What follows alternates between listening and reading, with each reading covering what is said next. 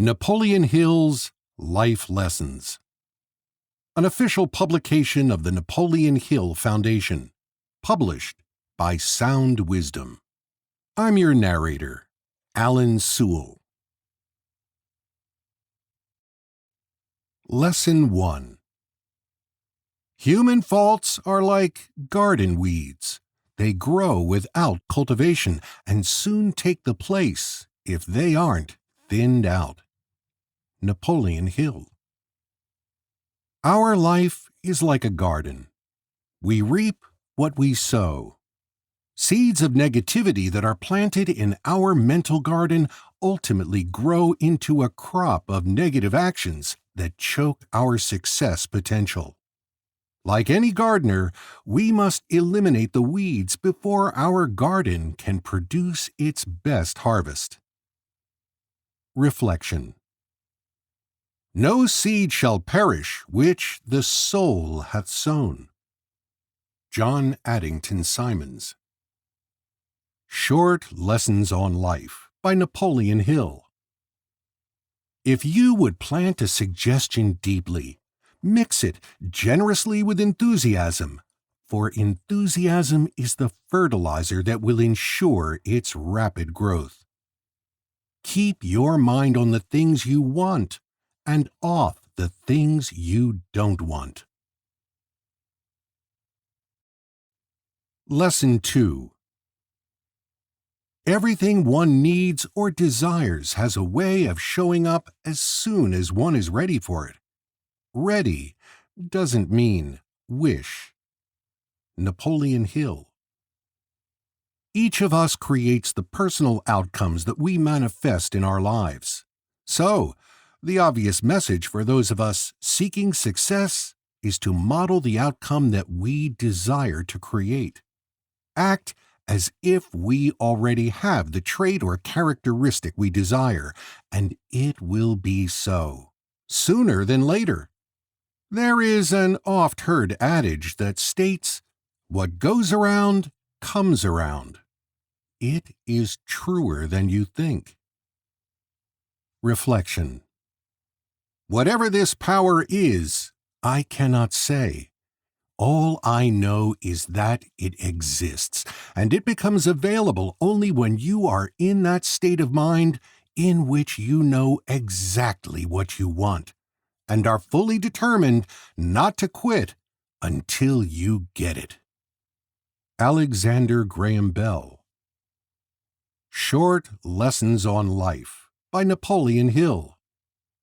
Any idea, plan, purpose, or definite aim which you persistently submit to your subconscious mind through the medium of concentration here described brings to your aid the force of infinite intelligence, until eventually practical plans of procedure will flash into your mind during your period of concentration. Lesson 3.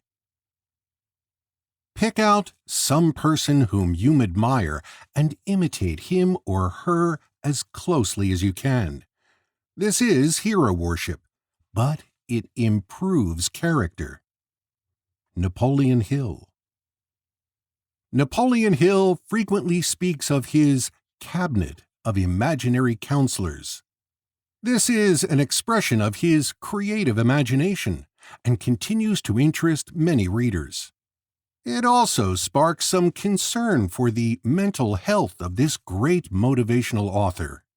Why is it when people attempt to motivate themselves by reflecting on the great individuals from the distant or recent past, others assume that they are rubbing shoulders with the supernatural? Nonsense. Great speakers and writers not only gain inspiration from reading biographies of successful people, but they also gain insight into their own character. Napoleon Hill was ahead of his time in recognizing that what we think about, we become. If we dwell on that which is good, we program our subconscious minds for the goodness that will ultimately follow. Garbage in, garbage out doesn't only apply to computers. If we continually feed our subconscious mind garbage in the form of negative thoughts and images, our programming will then accommodate us by producing those results in our waking world. A tomato seed always yields a tomato plant, never a peach tree. Think about it. The law of the universe delivers exactly what we program ourselves for on schedule.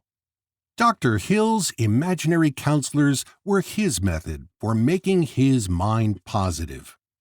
What is wrong with creating your own board of directors for your life? Members could be teachers from your past, departed friends or relatives you respect, and or historical people that you choose to admire and emulate. Get yourself programmed for success by putting together a phenomenal board of directors that can meet anytime or anywhere you desire, are free of cost, and have no hidden agenda. Solicit the help and expertise of Dr. Hill's imaginary counselors, and always get the very best advice, every time. Reflection.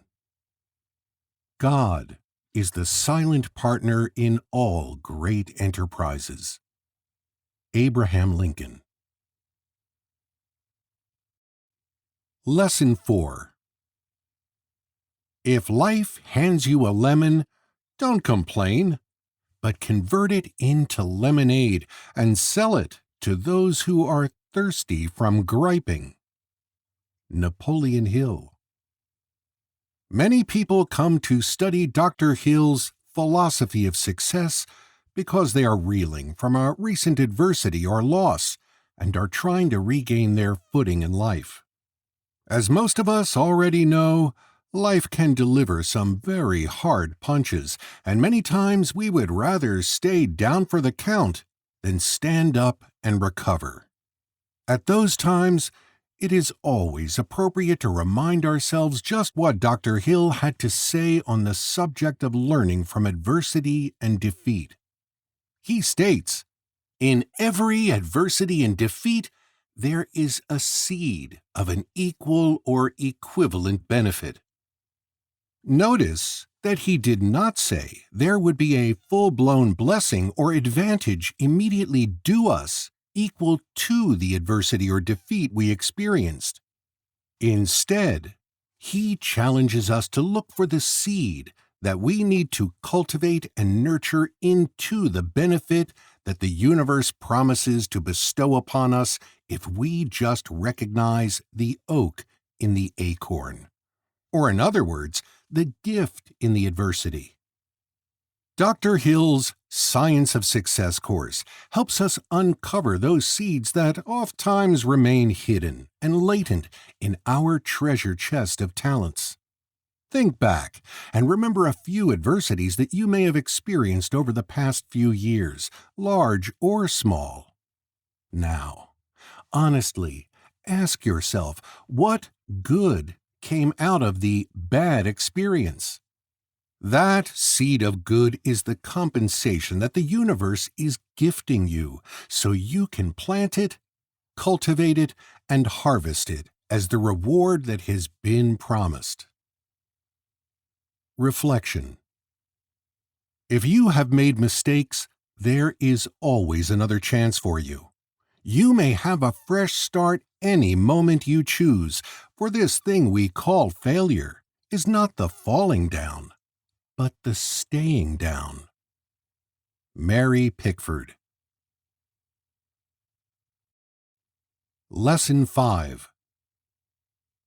The art of being grateful for the blessings you already possess is of itself the most profound form of worship, an incomparable gem of prayer. Napoleon Hill. February has always been a month for showing our gratitude to others. We are grateful to the groundhog when he doesn't see his shadow on February 2nd. We are grateful to our loved ones and thank them with a Valentine on February 14th. And we are grateful for our founding fathers and celebrate them on President's Day. When you think about it, our lives are overflowing with goodness.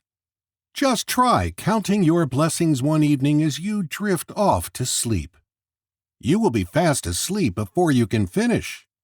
You can also try listing the things you are grateful for each day in a journal.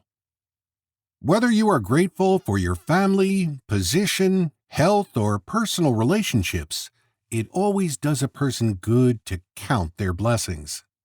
Dr. Hill lists some of the adversities that life has thrown in his path in his writings, and then reflects on the good these negatives have brought into his life.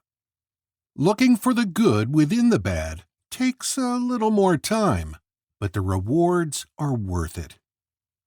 Once you can train yourself to focus on the positive outcome no matter what the circumstances of the moment are, you can maintain and cash in on your positive mental attitude every day in every way. As the saying by Emile Coué states, every day in every way I get better and better. Each of us can do this most effectively by being a good finder, even in our worst circumstances. Remember, it's all good. Reflection. The value of all riches, money included, consists in the use one makes of them, not in their possession. Andrew Carnegie.